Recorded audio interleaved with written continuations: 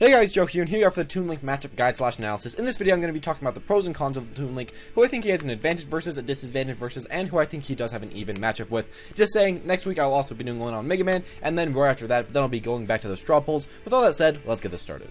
Of course, we're going to start off talking about the pros of Toon Link, and he does have a lot of pros. I think Toon Link is a very good character, and that's a little bit underrated, but with that said, let's get this started. The first pro is that he does have 3 very good projectiles. I personally like to use his down B and side B more often because they are a little bit more spammable, but all 3 are pretty darn good, and they do go at least a decent amount of range. I think they're like mid-range to somewhat long-range projectiles, but they are very good and very fast, and along with your speed, it makes it really just make you really powerful. Other than that, is that he does also excel at taking stage control with these projectiles. You can throw these out, and the opponent can't go on certain levels of the stage. Those are just yours now. The opponent can't go there. It's really great, and it does give you damage that if the opponent tries to get somewhere, you just damage them. That's very nice. The third thing is that you can also easily rack up damage, and you're one of the characters in this game that does a ton of damage if you do hit all your abilities. If you go side B, then down B, and then you can hit it up with a neutral air. If all those 3 moves hit, then you do a lot of damage, and of course you could try to follow it up with an up smash or something like that. You can rack up a lot of easy damage with Toon Link, and a lot of high damage, even though your moves in particular, singular moves don't do way too much, but together they do quite a bit in general.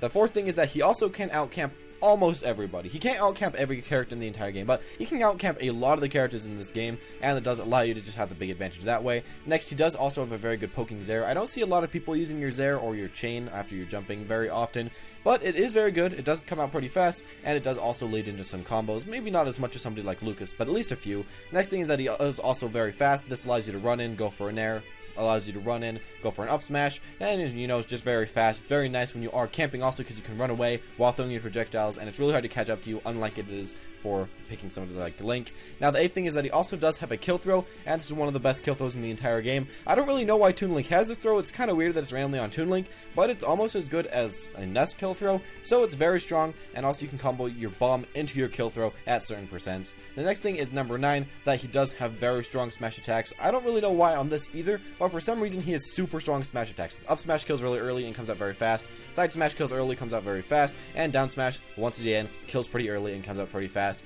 All very strong smash attacks. I really don't know why, but it's something that's really cool about Toon Link that I really like about him. The 10th thing is that he, of course, can actually combo off of his range moves. A lot of the range characters in this game really can't combo off of their range moves way too well. It hits them too far away, but Toon Links don't hit them too far, so you can get some combos off your range moves and rack up a lot more damage that way. And finally, he does have some decent aerial combos. Most of these coming off of his forward air or his neutral air, but he does at least have a decent amount. But with the pros, of course, we do have to talk about the cons. The first one being he is actually a lightweight character. Now, this means that he'll, of course, die a lot earlier than other people, which is a big problem. But also a big problem about him, as Toon Link in particular, is that when Toon Link gets hit off the stage really far, he really can't come back way too easily. His recovery is okay, but it's not way too great, and it is, of course, very easy to gimp.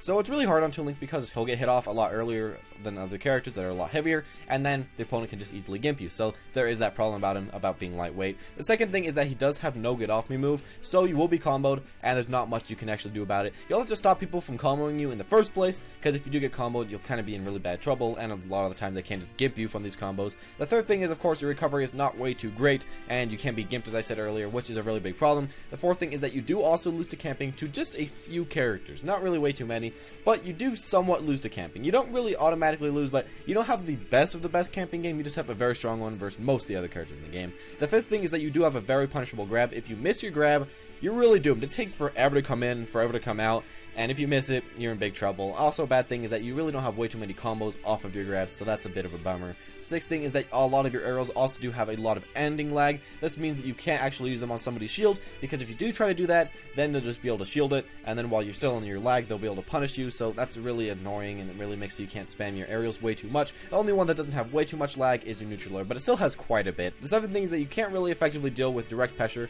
or when an opponent does try to rush you down. If the opponent does get inside of your grill, if they do get in your area, there's really not way too much you can do. Once they're in there, you're in big trouble, so you're going to have to stop them from getting in there in the first place. And the final thing is that you do have a very hard time comboing into a kill later on. Early on in the game, you can actually combo your little projectiles into a kill semi-easily, or maybe your neutral air, some of your other moves into a kill. But later on, you're pretty much just going to have to be fishing with your smash attacks for kills. So now that we've gone over the pros and cons, I want to talk about who has an advantage versus a disadvantage versus and its equal versus. Now, first off, before I say anything else, I do want to say that I actually think that he does have quite a bit of good advantages, and he wins these matchups actually pretty well, or at least slightly above average of the other advantages. And the disadvantages are definitely winnable, but they are quite hard for Toon Link, so you'll have to put in a lot of practice, and of course even matchups are pretty even, so you can either win or lose in them. But with this said, let's talk about who I think that he does have an advantage versus. The first type of person that he does have a very good advantage versus is the type of people that he can camp, mainly those big enemies, those slow enemies, or just anybody that can't really approach way too well, mainly for the fact that you can just throw out your projectiles over and over again, and there's not really way too much they can do about it. If you throw out a projectile, and all they can do is shield, then you do have the upper hand, because after they shield, you can just go for another projectile, and another one, and another one, and there's not much they can really do about it, so it does give you a big upper hand, and if the opponent does keep shielding, then you can just run up and get a grab out of it, so you'll be able to punish them that way, and it's pretty dang strong. The second thing is just, when you're fighting somebody without a projectile, you'll also have a big advantage, because sometimes you may be fighting somebody with a projectile, and you really can't camp them way too well, but if they have no projectile at all, you can just throw out your projectiles over and over and over again, and there's really not way too much you can do against it. I mean, if the opponent doesn't have a very good projectile in general, it makes it really hard, but if they have no projectile at all, it makes it even dang harder. Now, the third thing is that he does actually do well versus people that have very little kill moves also, or their kill moves are very hard to hit. Because, of course, since he's so small, it's somewhat hard to hit him, so if it's hard to hit their kill moves, it's really bad. And if they have little kill moves, then it means that his lightweight negative won't really matter quite as much. The fourth thing is, of course, he does well versus people that can't approach, mainly because, again, his camping, he can just out-camp them, there's not much they can do about it, as I said earlier. Next thing, slow enemies, he does just beat these slow enemies, pretty much just straight out. And the thing after that is something that's really nice about him is that he does do well against people with very small attacks. The main reason that he does really well versus all these people is because his sword is actually disjointed, which means that it's not part of his hitbox, and his sword is almost as big as him himself when you do use one of your attacks. So it means that if the opponent only has very close range attacks, that means that they'll probably be hitting the sword instead of Toon Link, so it kind of gives Toon Link a little bit more weight to space against the enemy. And of course, Toon Link can also space and zone with his side B, down B, and neutral B. So that, along with having his sword being better than your close range attacks, it does give him a really big advantage.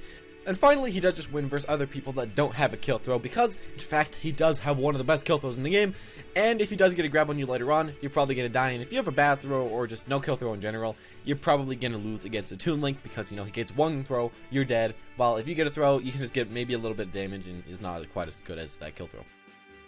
Now let's go over who I think he does have a disadvantage versus and the reasons for that. First reason is that he does lose against these people that do have much further range camping moves than Toon Link does have. Now this doesn't really happen way too much, but if somebody has a move that takes not way too long to charge and shoots a little bit further than his bomb, then his boomerang, then his neutral B, then usually Toon Link will have a bit of a problem because it'll force Toon Link to approach, and when Toon Link's forced to approach, it becomes a really big problem. Toon Link really doesn't have that great of an approach. It's just really hard for Toon Link, so I'd say that's a really big disadvantage about him. Second thing is that, well, he does have a big disadvantage versus people with very early kill moves, because of the simple fact that Toon Link gets hit once, he's dead, and as I said earlier, he can also be gamed very easily with these early killing / early high knockback moves in general. Now, the third thing is that he also does not way too well versus really combo-based enemies, because when they do get into your defenses, there's not really way too much you can do about it, especially if they are very good at getting into your defenses in the first place. Because once they get in there, then you really can't do way too much. You don't have a get off me move, and all your moves take a little bit of time to just kind of get out. So it is a very big problem, and opponents can really combo you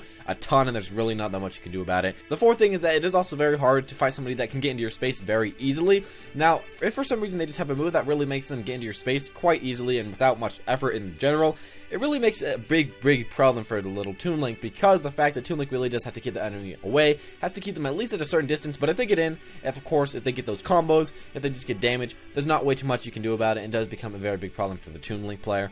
Next thing is that he doesn't do way too well versus people with giant hitboxes. Now, this is just because they throw out these hitboxes, it hits you, and you just small, but small doesn't really beat giant hitboxes in general, and also these giant hitboxes really beat your short range hitboxes that you have on most of your aerials. The sixth thing is that he also doesn't do way too well versus people with little landing lag and with ending lag, because you have a ton of ending lag with a lot of your moves and a ton of landing lag, but enemies don't, so that does become a big problem. They can really punish you quite easily. And finally, just people that have a way to stop his projectile. If they have a way to stop his projectiles, he really can't do way too much. Again, he will be forced to approach, and when he's forced to approach, he is in that disadvantaged state once again. Finally, of course, is the even matchup with all the other people you can see on the screen. Now, this was mainly for the reason that they may be able to somewhat get in, but not way too much. You may be able to somewhat camp them, but maybe not camp them way too much, or they may just have some stuff that really makes them have a bit of an advantage over you, but you might have some stuff that kind of counters that advantage. You know, it's pretty even with Toon Link, and he does actually have quite a decent amount of even matchups. So with Toon Link, I'd say you probably do want a secondary, but a secondary that can just go in, go ham, and has very good approaching options. But other than that, you still do decent if you do decide to just main Toon Link.